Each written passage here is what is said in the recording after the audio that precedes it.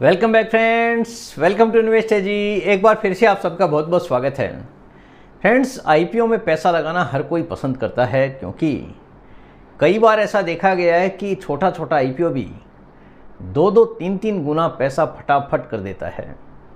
बहुत सारे लोग हैं आईपीओ में निवेश करना पसंद करते हैं, क्योंकि काफ़ी शॉर्ट टर्म में बड़ा पैसा बन सकता है।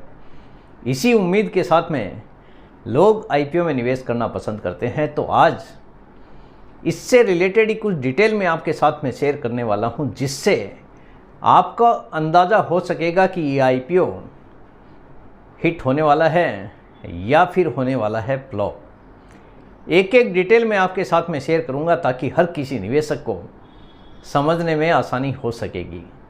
सबसे पहले मेरा इंट्रोडक्शन, मेरा नाम है रविकांत शर्मा और मैं MP registered mutual fund distributor हूँ। मेरा एमपी रजिस्ट्रेशन नंबर है ARN 138523। Employ unique ID number दिया है EUIN E234641। तो फ्रेंड्स, आप देख सकते हैं आज का जो मेरा मेन टॉपिक है, नया आईपीओ हिट होगा या फिर होगा फ्लॉप। किस प्रकार आप पूरी जानकारी ले सकते हैं, एक एक चीज़ मैं आपको बताने वाला हूं, जिससे हर किसी निवेशक को आसानी हो सकेगी कि आपको इस आईपीओ में पैसा लगाना चाहिए या फिर इससे दूरी बनानी चाहिए। देखिए, सवाल ये उठता है कि एक्सपर्ट के पास ऐसी कौन सी जादू की छड़ी है जिससे वो पहले ही पता कर लेते हैं कि इसमें पैसा बनेगा या नहीं बनेगा। यानी पर्टिकुलर कंपनी में वो पता कर लेते हैं कि इस आईपीओ में पैसा बनने वाला है या फिर नहीं बनने वाला है। क्या उनके पास में ऐसी कोई जादू की छड़ी होती है जिससे जैसे ही आईपीओ लॉन्च होता है वो बोल देते हैं इसमें आपका इन्वेस्टमेंट होना चाहिए, इसमें नहीं होना चाहिए। ऐसी कौन सी छड़ी उनके पास में होती है जिससे वो हर किसी को एडवाइस कर पाते हैं। आज यही चीज़ मैं आपके साथ में शेयर करने वाला हूं, जिससे आपको भी काफ़ी ज़्यादा आसानी होने वाली है जो आईपीओ बाज़ार में आते हैं उसको समझने के लिए। क्या उसमें आपका निवेश होना चाहिए या फिर उससे दूरी बनानी चाहिए। बहुत सारे ऐसे लोग हैं जो केवल आईपीओ का ही इंतज़ार करते हैं। यानी कुछ निवेशक ऐसे हैं जो केवल आईपीओ में ही इन्वेस्टमेंट करते हैं। यानी शेयर मतलब आईपीओ ही वो समझते हैं। इक्विटी शेयर से वैसे दूरी बनाते हैं, लेकिन जो भी कोई कंपनी नया नया लिस्ट होता है, बाज़ार में आईपीओ लेके आता है, लेकिन वहाँ पे इन्वेस्टमेंट ज़रूर करना पसंद करते हैं, क्योंकि हर किसी को लगता है कि वहाँ पे जोखिम कम होती है। भले ही पैसा बने या नहीं बने, लेकिन जोखिम थोड़ी कम होती है। ऐसा सोचकर आईपीओ में पैसा लगाना पसंद करते हैं। कुछ आईपीओ इनिशियल पब्लिक ऑफर ऐसे आते हैं जो मालामाल भी कर देते हैं, लेकिन कुछ ऐसे भी आते हैं जो कि लगातार पैसा गिराते जाते हैं। यानी जिस भाव पे निवेश किया था वो भी रेट लगातार गिरते हुए नज़र आता है। तो ये आखिर फ़र्क आता क्यों है, ये चीज़ें आपको एक एक समझने की ज़रूरत है। यानी कुछ आईपीओ ऐसे आते हैं जो गंभीर फाइनेंशियल नुकसान भी पहुंचा देते हैं। तो इसके लिए देखिए, कुछ ऐसे पैरामीटर हैं जिनको देखकर एक्सपर्ट पहले ही पता कर लेते हैं कि निवेश से कितनी कमाई हो सकती है। यानी एक्सपर्ट्स ऐसे ही कोई जादू की छड़ी से पता नहीं करते हैं कि इस आईपीओ में पैसा लगाना चाहिए या नहीं लगाना चाहिए। यानी इसके एक्सपर्ट जो भी हैं वो पहले इसके पैरामीटर्स को चेक करते हैं कि यहाँ पे निवेश करने से निवेशकों को क्या फ़ायदा होने जा रहा है। किसी कंपनी की आईपीओ हिट या फ्लॉप होना किसी किस्मत का खेल नहीं होता है, बल्कि कंपनी के वैल्यूएशन और एंकर इन्वेस्टर्स की लिस्ट से पता चलता है। यानी अगर आप इन्वेस्टमेंट वहाँ पे कर रहे हैं तो वहाँ पे किस किस का इन्वेस्टमेंट है, ये चीज़ें आपको बराबर पहले ही पता करने की ज़रूरत है। उसका वैल्यूएशन के बारे में पहले ही पता करने की आपको ज़रूरत है। यह कोई तुक्का नहीं, बल्कि बाज़ार की नब्ज़ को समझने का हुनर और गहरी एनालिसिस और कुछ पैरामीटर की मदद से समझा जा सकता है। यानी इस हुनर में आप भी हो सकता है कि आने वाले समय में माहिर हो जाएं, जिससे आपको अंदाज़ा हो सकेगा कि कौन सा आईपीओ आपके लिए सही है। नंबर 1 है DRHP। आपने कई बार इसका नाम सुना होगा, ड्राफ्ट रेड हेरिंग प्रोस्पेक्टस। यह एक कंपनी का 400 से 500 पन्नों का दस्तावेज होता है, जिससे कंपनी की पूरी जन्म कुंडली के बारे में पता चलता है। यानी कंपनी क्या कामकाज करती है, कंपनी का बिजनेस मॉडल कैसा है, फ्यूचर में ये मॉडल काम करने वाला है कि नहीं करने वाला है, बैलेंस शीट कैसी है, इसके अंदर किस किस ने पैसा पहले लगाया है, हर एक चीज़ की जानकारी आपको ये DRHP को देखने से पता चलता है। यानी एक तरह से ये पूरी जन्म कुंडली होती है कंपनी की। इसमें देखिए बिजनेस मॉडल क्या है, क्या यह फ्यूचर में चलने वाला है। जैसे इलेक्ट्रिक व्हीकल आप देख लीजिए, पावर सेक्टर आप देख लीजिए, कौन से सेक्टर से जुड़ी कंपनी है। यानी ऐसी कंपनी होनी चाहिए अगर आपको पैसा लगाना है तो, जिससे आपको अंदाज़ा हो जाए कि ये बिजनेस फ्यूचर में चलने वाला है। अगर आपको ये फीलिंग आती है, आप आसपास का सराउंडिंग देखेंगे कि ये मॉडल काम करने वाला है कि नहीं करने वाला है आने वाले समय में, तो बिजनेस मॉडल अगर उसका चलने लायक है, जैसे इलेक्ट्रिक व्हीकल हर कोई बता देगा कि हाँ इलेक्ट्रिक व्हीकल आने वाले समय में काफ़ी तेज़ गति से पैसा बना के दे सकता है। पावर सेक्टर है, पावर की डिमांड दिन ब दिन बढ़ती जा रही है, तो लंबे टाइम में यहाँ पे बड़ा पैसा बन सकता है। तो ये जो आईपीओ आने वाला है कौन से सेक्टर का है, इसका बिजनेस मॉडल क्या है, कंपनी क्या काम करती है, फ्यूचर प्लानिंग क्या है, ऑर्डर बुक कैसी है, ये सारी चीज़ें आपको पहले देखने की ज़रूरत है। आईपीओ से जो पैसा कंपनी कलेक्ट करने वाली है, उस पैसे का कंपनी क्या करने वाली है, क्या कोई एक्सपेंशन का प्लान है, या फिर कंपनी अपने लिए हुए लोन को चुकाने के बारे में विचार कर रही है। आखिर ये कलेक्शन क्यों किया जा रहा है, ये चीज़ें भी आपको पहले ही बराबर तरह से पता होनी चाहिए। वित्तीय स्थिति कंपनी की कैसी है, फाइनेंशियल पोजीशन कंपनी कैसी है, ये सब चीज़ें भी आपको पहले ही पता होनी चाहिए। क्योंकि बहुत सारी ऐसी कंपनी आती है जो बहुत बड़े कर्जे में होती है, जिनका कोई फ्यूचर का प्लानिंग होता नहीं है।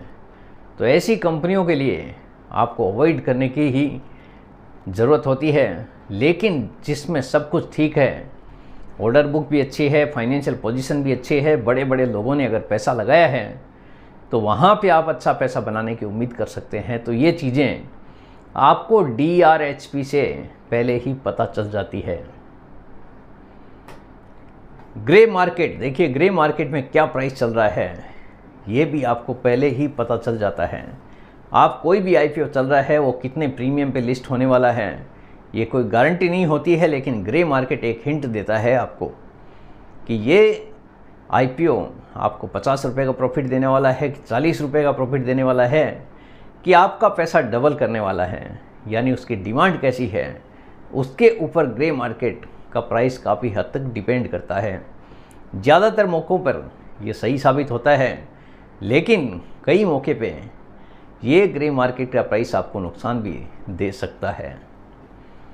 ग्रे मार्केट में क्या कीमत चल रही है, इसे बाज़ार के मूड का, यानी इससे बाज़ार के मूड का आपको पता चलता है।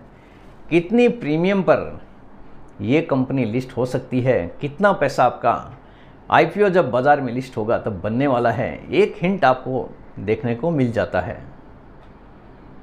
ग्रे मार्केट मूल्य कोई गारंटी नहीं होती है, लेकिन अक्सर यह सही संकेत आपको दे सकता है। यानी खाली हिंट लेने के लिए आप ग्रे मार्केट का प्राइस देख सकते हैं। कौन से बड़े निवेशकों ने पैसा लगाया है, ये चीज़ भी आपको पहले ही देख लेनी चाहिए निवेश करने से पहले। क्योंकि जो भी बड़े बड़े निवेशक हैं, कोई फंड हाउस है, वो एक दिन पहले ही पैसा लगा देता है आईपीओ खुलने के। FII हो गया या DII हो गया, ये आईपीओ खुलने के एक दिन पहले ही बड़ा निवेश कर देते हैं। तो आपको ये चीज़ें पहले ही निवेश करने के लिए देखने की ज़रूरत होती है, जिससे एक भरोसा अपने अंदर पैदा हो जाता है।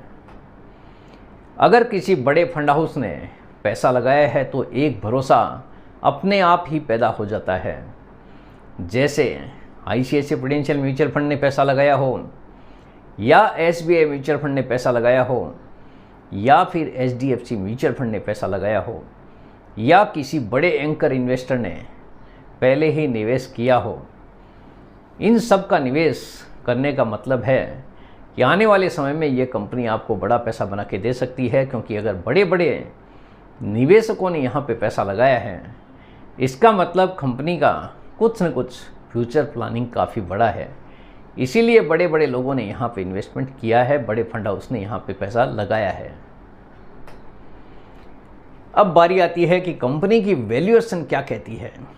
कंपनी क्या ओवर प्राइस तो नहीं है, यानी इसके जो पीयर्स हैं, दूसरी जो कंपनियां हैं बाज़ार में लिस्टेड है पहले से ही, चाहे वो कोई भी सेक्टर की हो, कोई भी कंपनी का IPO अगर आया हो, जिस भी सेक्टर से जुड़ी कंपनी है, उसका वैल्यूएशन आपको देखना है। कहीं जो प्राइस लेके आ रहा है वो ओवर वैल्यूड तो नहीं है। अगर ओवर वैल्यूड है तो वहाँ से हो सकता है कि आपको दूरी बनानी पड़े। PE ratio, price to earning ratio, आपको पहले देख लेना चाहिए, क्योंकि उसी सेक्टर की अगर कोई दूसरी कंपनी सस्ते में दिख रही है और आप जिस कंपनी के IPO में निवेश करना चाहते हैं उसका PE रेशियो अगर ज़्यादा है, इसका मतलब यहाँ पे ओवर वैल्यूएशन पे ये IPO लेके आया जा रहा है, जो कि हो सकता है कि आने वाले समय में जो मुनाफा आपको दिख रहा है उतना आप नहीं ले पाएँ। इसलिए आपको पहले ही कंपेयर कर लेना है, जो भी सेम ग्रुप की कंपनीज है उसकी, जो सेम पीयर्स वाली कंपनी है, उसको पहले ही देख लेना है कि कौन सी कंपनी का वैल्यूएशन क्या कह रहा है।